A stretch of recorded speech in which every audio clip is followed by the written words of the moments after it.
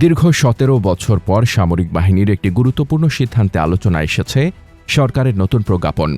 পতিত আওয়ামী লীগ সরকারের আমলে প্রতিহিংসার শিকার হওয়া সেনা, নৌ ও বিমান বাহিনীর ১৫০ জন অবসরপ্রাপ্ত, অপসারণকৃত ও অব্যাহতিপ্রাপ্ত কর্মকর্তার জন্য ঘোষণা করা হয়েছে পদোন্নতি, আর্থিক সুবিধা এবং বিশেষ প্রণোদনা।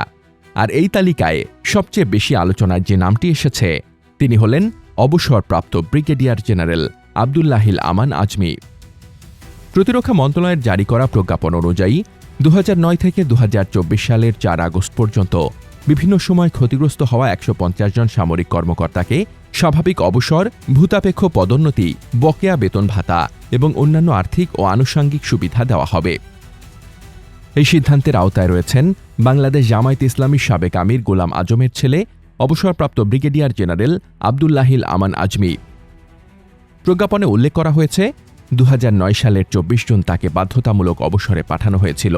নতুন সিদ্ধান্ত অনুযায়ী তাকে ২০১১ সালের ২৬ ডিসেম্বর থেকে মেজর জেনারেল এবং ২০১৪ সালের ২৬ ডিসেম্বর থেকে লেফটেন্যান্ট জেনারেল পদে ভূতাপেক্ষ পদোন্নতি দেওয়া হবে। একই সঙ্গে বয়সসীমা পূর্ণ হওয়া পর্যন্ত চাকরিতে ছিলেন এমন বিবেচনায় স্বাভাবিক অবসর সুবিধাও দেওয়া হবে।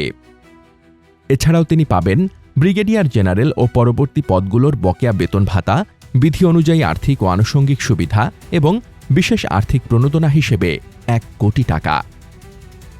প্রজ্ঞাপনে আরও বলা হয়েছে, বয়স ও যোগ্যতা সাপেক্ষে তাকে যে কোনো সরকারি বা স্বায়ত্তশাসিত প্রতিষ্ঠানে পদায়নের সুযোগও বিবেচনা করা হবে। সরকারের ভাষ্য অনুযায়ী অতীতের প্রতিহিংসামূলক সিদ্ধান্তে ক্ষতিগ্রস্ত সামরিক কর্মকর্তাদের ন্যায্য অধিকার ফিরিয়ে দিতেই এই উদ্যোগ নেওয়া হয়েছে।